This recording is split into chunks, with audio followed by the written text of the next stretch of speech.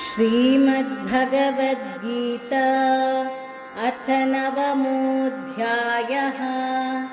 राजविद्या राजगुह्ययोगः। श्रीभगवानुवाच इदं तु ते गुह्यतमं प्रवक्ष्याम्यनसूयवे ज्ञानं विज्ञानसहितं यज्ञात्वा मोक्ष्यसे शुभात्। राजविद्या राजगुह्यं पवित्रमिदमुत्तमं प्रत्यक्षावगमं धर्म्यं सुसुखं कर्तुमव्ययम्। अश्रद्धधानाः पुरुषा धर्मस्यास्य परं तप अप्राप्य मां निवर्तन्ते मृत्युसंसारवर्त्मनि। मया ततमिदं सर्वं जगदव्यक्तमूर्तिना मत्थानि सर्वभूतानि न चाहं तेष्वस्थितः न च मत्स्थानि भूतानि पश्य मे योगमैश्वरम्। भूतभृन्न च भूतस्थो ममात्मा भूतभावनः यथाकाशस्थितो नित्यं वायुः सर्वत्र गोमहान् तथा सर्वाणि भूतानि मत्स्थानीत्युपधारय। सर्वभूतानि कौन्तेय प्रकृतिं यान्ति मामिकां कल्पक्षये पुनस्तानि कल्पादौ विसृजाम्यहम्। प्रकृतिं स्वामवष्टभ्य विसृजामि पुनः पुनः भूतग्राममिमं कृत्स्नम् अवशं प्रकृतेर्वशात् न च मां तानि कर्माणि निबध्नन्ति धनञ्जय। उदासीनवदासीनम् असक्तं तेषु कर्मसु मयाध्यक्षेण प्रकृतिः सूयते सचराचरम्। हेतुनानेन कौन्तेय जगद्विपरिवर्तते अवजानन्ति मां मूढा मानुषीं तनुमाश्रितम्। परं भावमजानन्तो मम भूतमहेश्वरम् मोघौषामोघकर्माणो मोघज्ञानविचेतसः राक्षसीमासुरीं चैव प्रकृतिं मोहिनीं श्रिताः। महात्मानस्तु मां पार्थ दैवीं प्रकृतिमाश्रिताः भजन्त्यनन्यमनसो ज्ञात्वा भूतादिमव्ययम्।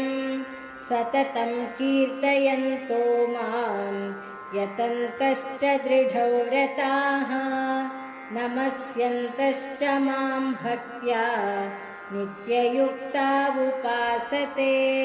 ज्ञानयज्ञेन चाप्यन्ये यजन्तो मामुपासते एकत्वेन पृथक्त्वेन बहुधा विश्वतो मुखम्।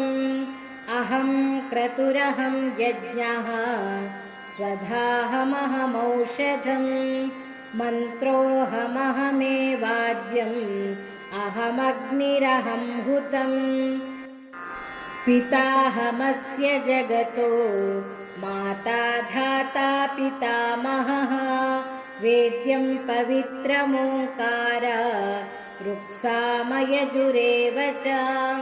गतिर्भर्ता प्रभुः साक्षी निवासः शरणं सुहृत् प्रभवः प्रलयः स्थानं निधानं बीजमव्ययम्। तपाम्यहमहं वर्षं निगृह्णाम्युत्सृजामि च अमृतं चैव मृत्युश्च सदसच्चाहमर्जुन। त्रैविद्यां मां सोमपाः पूतपाप यज्ञैरिष्ट्वा सर्गतिं प्रार्थयन्ते ते पुण्यमासाद्य सुरेन्द्रलोकम् अश्नन्ति दिव्यान् दिवि देवभोगान् ते तं भुक्त्वा स्वर्गलोकं विशालम् क्षीणे पुण्ये मर्त्यलोकं विशन्ति एवं त्रयी धर्ममनुप्रपन्ना गतागतं कामकामा लभन्ते अनन्याश्चिन्तयन्तो मां ये जनाः पर्युपासते तेषां नित्याभियुक्तानां योगक्षेमं वहाम्यहम् येऽप्यन्यदेवता भक्ता यजन्ते श्रद्धयान्विताः तेऽपि मामेव कौन्तेय यजन्त्यविधिपूर्वकम् अहं हि सर्वयज्ञानां भोक्ता च प्रभुरेव च न तु मामभिजानन्ति तत्त्वेनातश्च्यवन्ति ते यान्ति देवव्रता देवान् पितॄन् यान्ति पितृव्रताः भूतानि यान्ति भूतेज्या यान्ति मद्याजिनोऽपि मां पत्रं पुष्पं फलं तोयं ये मे भक्त्या प्रयच्छति तदहं भक्त्युमहृतम् अश्नामि प्रयतात्मनः यत्करोषि यदश्नासि यज्जुहोषि ददासि यत्तपस्यसि कौन्तेय तत्कुरुष्व मदर्पणम् शुभाशुभफलैरेवं मोक्ष्यसे कर्मबन्धनैः सन्न्यासयोगयुक्तात्मा विमुक्तो मामुपैष्यसि समोऽहं सर्वभूतेषु न मे द्वेष्योऽस्ति न प्रियः ये भजन्ति तु मां भक्त्या मयि ते तेषु चाप्यहम् अपि चेत् सुदुराचारो भजते मामनन्यभाक् साधुरेव समन्तव्यः सम्यग्व्यवसितो हि सः क्षिप्रं भवति धर्मात्मा शश्वच्छान्तिं निगच्छति कौन्तेय प्रतिजानीहि न मे भक्तः प्रणश्यति मां हि पार्थव्यपाश्रित्य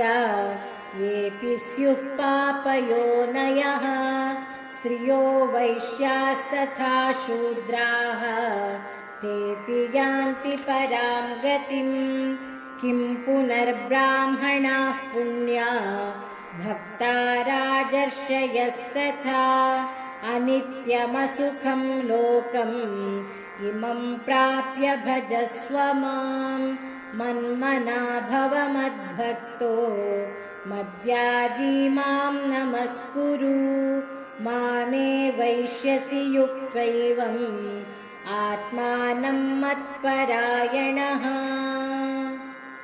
ॐ तत्सदिति इति श्रीमद्भगवद्गीतासु उपनिषत्सु ब्रह्मविद्यायां योगशास्त्रे श्रीकृष्णार्जुनसंवादे राजविद्या राजगुह्ययोगो नाम 9मोऽध्यायः।